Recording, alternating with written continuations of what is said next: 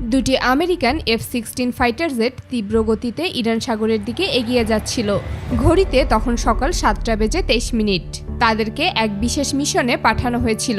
তাদের লক্ষ্য ছিল ইরানের দক্ষিণ মরুভূমিতে থাকা একটি সামরিক বেজের কাছাকাছি পৌঁছানো।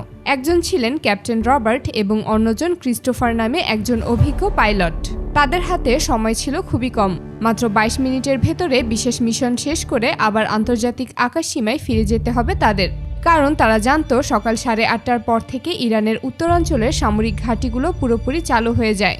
তাই তারা এমন একটা সময় বেছে নিয়েছিল যখন বেশিরভাগ সামরিক ইউনিট সকালের প্রস্তুতিমূলক কাজ নিয়ে ব্যস্ত থাকে। তাদের পরিকল্পনা ছিল খুব দ্রুত হরমুজ প্রণালীর দিক দিয়ে নিচু উচ্চতায় উড়ে দক্ষিণ অঞ্চলের কাছাকাছি পৌঁছানো। দুই পাইলট তখন সমুদ্রের খুব কাছাকাছি উচ্চতায় উড়ছিল।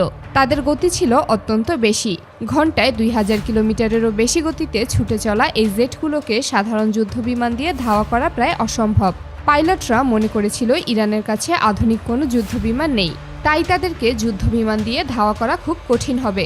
এ কারণেই তারা প্রায় নিঃশব্দে একদম নিচু উচ্চতায় পাহাড়ের ফাঁক-ফোকর ব্যবহার করে এগিয়ে যাচ্ছিল। এদিকে ইরানের একটি রাডার কন্ট্রোল রুমে তখন ডিউটিতে ছিলেন একজন জুনিয়র অফিসার। সকালবেলার সময় হওয়ায় পুরো কন্ট্রোল রুম তখনও পুরোপুরি সক্রিয় অবস্থায় ছিল না।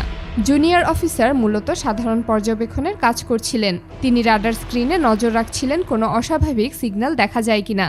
হঠাৎ করেই তিনি রাডার স্ক্রিনে দুটি ঝাপসা সিগন্যাল দেখতে পান। সিগন্যালগুলো কয়েক সেকেন্ড দেখা যাচ্ছিল, তারপর আবার অদৃশ্য হয়ে যাচ্ছিল।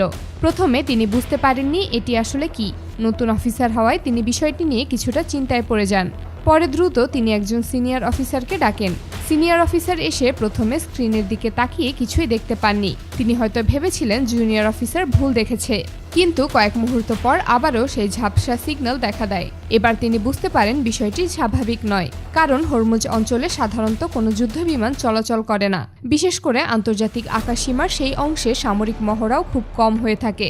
সঙ্গে সঙ্গে উন্নত রাডার এবং এয়ার ডিফেন্স সিস্টেম চালু করার নির্দেশ দেওয়া হয়, কিন্তু সকালের সময় হওয়ায় সব ইউনিট পুরোপুরি প্রস্তুত হতে কিছুটা সময় লাগছিল।